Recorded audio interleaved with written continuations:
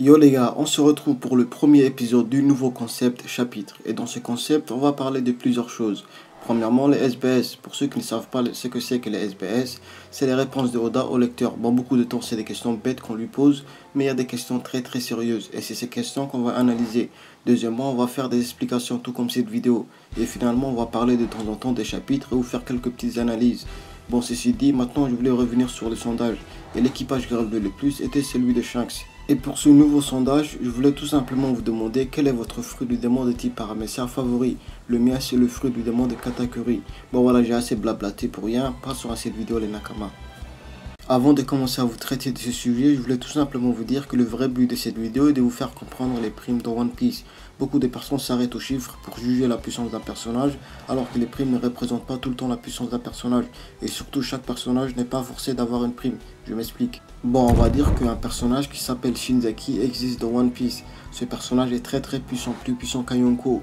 Mais Shinzaki ne représente aucune institution, que ce soit les révolutionnaires, la marine ou bien les pirates. C'est un mec qui vit sa vie paisiblement à l'octane. Ben, Shinzaki ne va pas avoir de prime parce qu'il ne représente pas de menace pour le gouvernement mondial et la marine, même s'il est très puissant.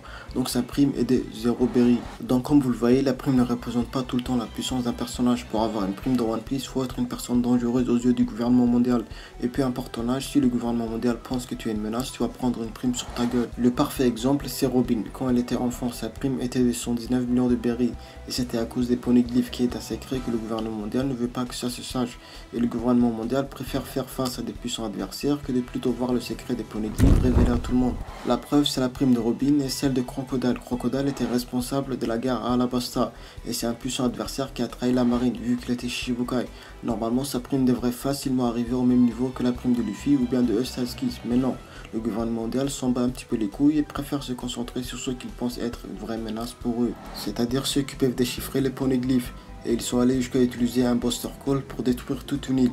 La prime représente la dangerosité de la personne plus que la puissance de la personne. Tu peux être une personne simple dans One Piece qui n'a aucun pouvoir, que ce soit le haki ou bien un fruit du démon, mais si tu peux lire les poneglyphes, ben tu prends une grosse prime.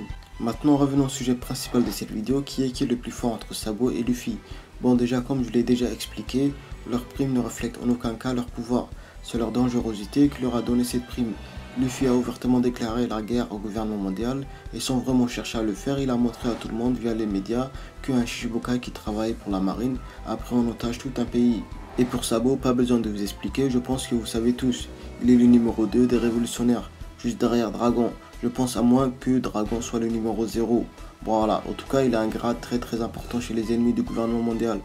Et là encore une fois, ce n'est pas la puissance de Sabo qui est jugée, mais plutôt sa dangerosité et les informations secrètes qu'il puisse tenir face au gouvernement mondial. Bon, je sais pourquoi vous avez cliqué sur cette vidéo, c'est de savoir si Sabo est plus fort que Luffy ou bien l'inverse. Pour moi, avant le time skip, Sabo était plus fort que Luffy. Et vous allez me dire pourquoi, c'est très simple. Sabo et Ace avaient le même niveau quand ils étaient très jeunes, tout comme on peut voir dans cette scène. Mais vous allez me dire, oui, mais Ace a reçu un power-up vu qu'il a mangé le Mera no Mi. Mais je vous répondrai que Sabo a reçu un entraînement par plusieurs sensei très puissants. Par Bartholomew Kuma, par Hack et surtout par Monkey D. Dragon. Donc son haki n'est pas à négliger. Et je dirais même que son haki de l'armement est plus puissant que celui de Luffy.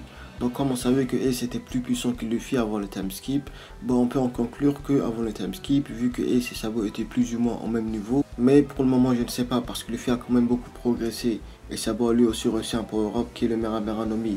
Donc voilà, c'est un petit peu difficile de savoir qui est le plus fort d'entre eux maintenant. Bon, c'est la fin de ce premier concept chapitre, j'espère qu'elle vous a plu. Si c'est le cas, vous savez ce que vous avez à faire, le petit pouce bleu des familles. Moi je vous dis à la prochaine les gars, ciao.